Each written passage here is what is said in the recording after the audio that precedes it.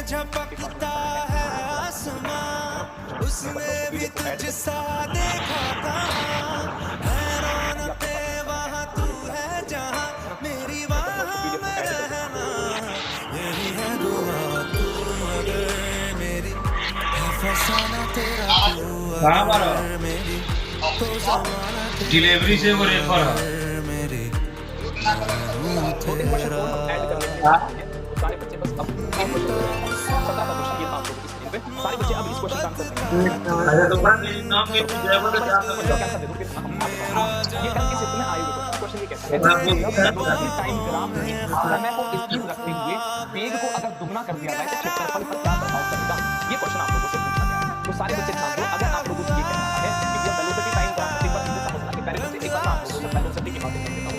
Velocity होता है आपका क्या बच्चे डिस्प्लेसमेंट आप लोगों ने जान मुझे टाइम तो आप लोगों से कहता है कि भैया क्षेत्रफल। तो ध्यान देना वेलोसिटी टाइम ग्राफ में अगर आप लोगों से कभी भी एरिया पूछा जाता है तो वो हमारे पास में क्या आता है, डिस्प्लेसमेंट ही आता है। आपको याद रखना, बातें सबको समझ क्या। अब क्वेश्चन कह रहा है कि भैया आप लोगों से ये कह रहा है कि समय को स्थिर रखें, समय को अगर हम लोग कांस्टेंट रख ले और समय को कांस्टेंट रख ले और वेग को अगर समय को कांस्टेंट रखे,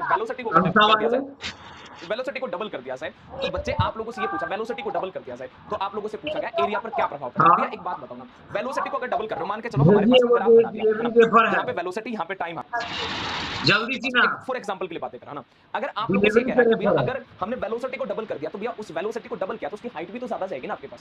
भैया डिस्टेंस अपॉन में टाइम है तो भैया डिस्प्लेसमेंट है, जब सीधी रेखा होगी तो डिस्टेंस डिस्प्लेसमेंट एक दूसरे के बराबर होगा तो ये भी तो ज्यादा होगा। अगर ये डबल करूंगा तो ये भी तो डबल होगा। तो आप लोग ये करना कि समान समय होने के कारण जो है वेलोसिटी को अगर डबल करोगे तो एरिया भी डबल होगा, जितने गुना करोगे उतने ही गुना हो जाएगा। तो आप सारे बच्चे कहते हैं ना कि इस क्वेश्चन का राइट आंसर क्या हो जाएगा, हाफ इफेक्ट, और क्या हो जाएगा, डबल हो जाएगा। ऑप्शन नंबर थर्ड जी एक आदमी जाइए ना। बातें सबको समझ में आया क्या? हाँ, एग्जाम में एक दो न्यूमेरिकल सारे यही क्वेश्चन हाँ बातें सबको समझ में आएगा। अभी से नहीं टेक्स्ट बुक वाले मुझे देते हैं।